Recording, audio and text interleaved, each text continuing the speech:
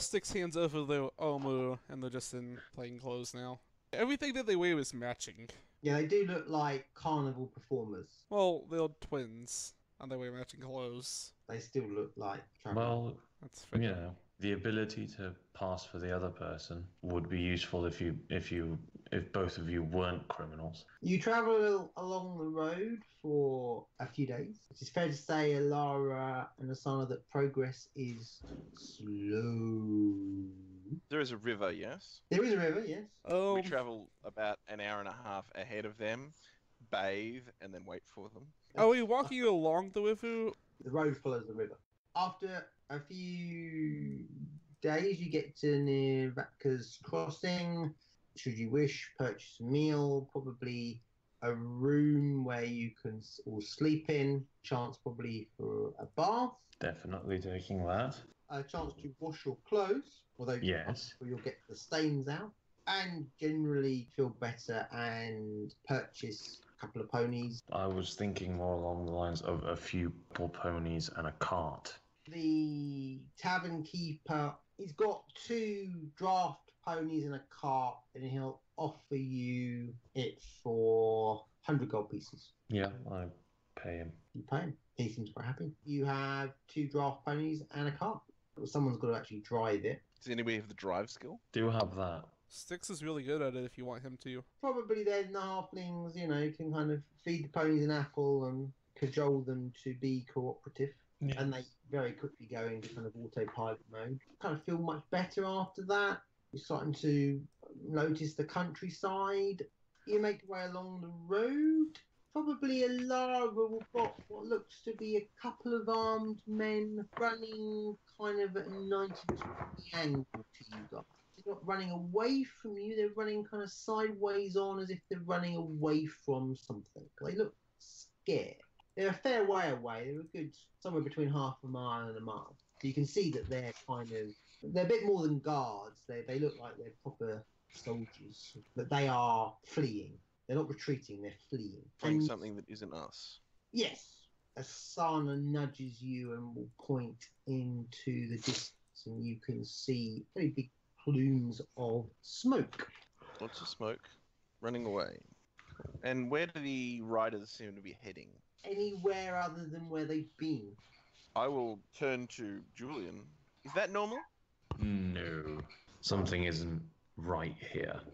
There's nothing here that would warrant such acts of violence. Would apprehending these gentlemen be beneficial? They would probably put you in the good stead of someone of some note. They're not from Rostov, possibly one of the other Rivovian territories. Okay. So your opinion of me shooting them with a longbow?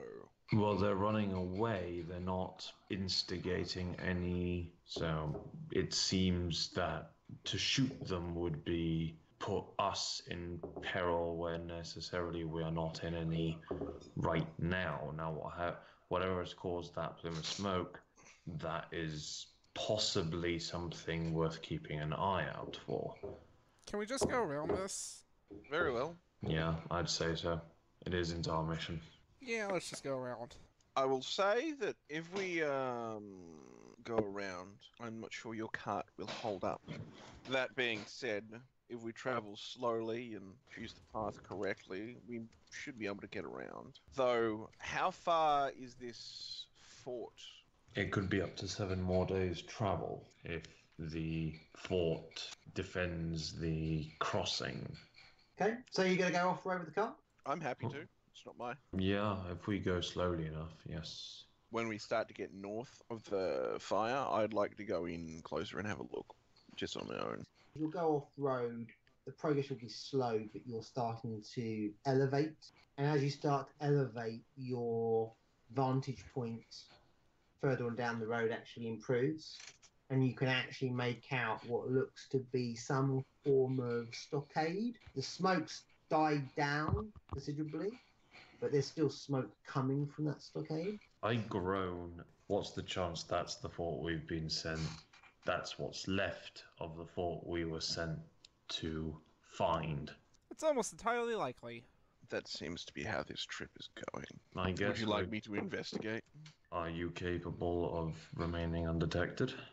I am somewhat skilled. We should all go, just in case, because Fayu, people running away. Well, I get that it's a scouting thing, but I will note I am not good at stealth at all. Oh no, wait, I am. Well, when I say I am half decent at it. You're halfling. They tend to be. You're halfling. You tend to be half decent. Meanwhile, elsewhere, Hastus Mordred. So we are recuperating. You have put out the fire for the most part. There's still obviously some plumes of smoke. There is a massive dead body littering the smoke. After Hastus made sure that the good Dara brother and Andoran were all right, he was going to go and rifle through the pockets of the fallen commanders and their assailants. I believe I was just kind of sitting back, taking it easy after blowing all my spells, and maybe setting up like an alarm spell. I just have like Dame Thalash prepared, like just keeping an eye out for things and keep helping the watch. But Mordred himself, he's like taking notes of what happened. Hastus will advise her to watch from the walls. So Hastus starts climbing the ladder. He'll make sure to grab his shield from the base here and sling it on his back. Mordred's imp will go back to the form of a raven. Hastus makes sure to take his mask off so he can see his face. The vials. Those are probably not helpful. Well, maybe. I guess I'll have to figure it out. Hastus calls down to the others. He sort of crouches it and he calls down to the others. We've got observers on a hill in this direction. And he motions. How many? Hastus counts. You're looking down on this ruined fort. The smoke has definitely reduced substantially. It is apparently quiet at the moment. What should we do? Go down and check them out? If it's the fort that we were sent to go look at, we should probably go look at it. Well, we're only 2 days away from the turn north, so it is a good chance that this is the fort we were sent to go look at. So let's head and investigate. Do your allies still hold it? That is unknown. The rumor was that Marius's brother came here, so whoever originally held it, it would not have been Marius's kin. It is a good chance that Lucio did not hold the fort previously, although he doesn't tend to hold anything. Generally just tends to be more of a family relation you tend to sweep up. It would be beneficial to figure out who holds this fort at this time. Yes. After a while, Dame Alendia will notice a small group of travellers coming down the road. There's a small group approaching the fort. Hastus will call over that he hears her, and he'll draw his bow, sort of jog along sides of the walls, and he looks out. Both the Dame and Hastus get a pretty good look at them as they come to approach. You have what looks to be some kind of farmer's cart with a couple of draft ponies and 3 either young children or maybe even halflings. One of the halflings looks like they're picking their feet, whilst the other 2 look like they're trying to coax the ponies to pull the cart along. And then accompanying them, there is a woman on a horse. Looks like she's probably dressed for the outdoors. And yes, indeed, there is actually a centaur. Has you would say, a slightly martial look about them. Well, you don't see this every day. Both the elf and the centaur are wearing leaf armor. These don't look like more Brevik assassins. Probably. Last I checked, Bravoy was not in the employ of centaurs, although I could be wrong. You may want to come up here. Hastus calls to, Morgan, was it? Mordred. Hastus will watch from the walls and wait until they get within earshot before he'll, how shall I say, charge them. You probably reckon they're within earshot now. Those of you who are travelling on the road, you can see the fort much better now. It's probably quite impressive in its time. It certainly looks disused and a bit of a ruin now. There's a few people who are on a parapet looking over the stockade walls, looking in the direction of yourselves. Otherwise, there's still some smoke coming from within the fort. Not a lot else that you can see at this point. Hold, travelers! The man at the top of the parapet calls. I think he's talking to us. I will attempt to coax the ponies to at least slow down.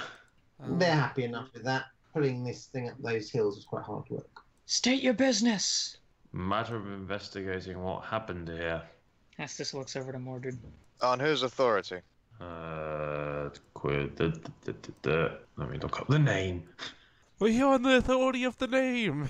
Lord Victor Vaseri.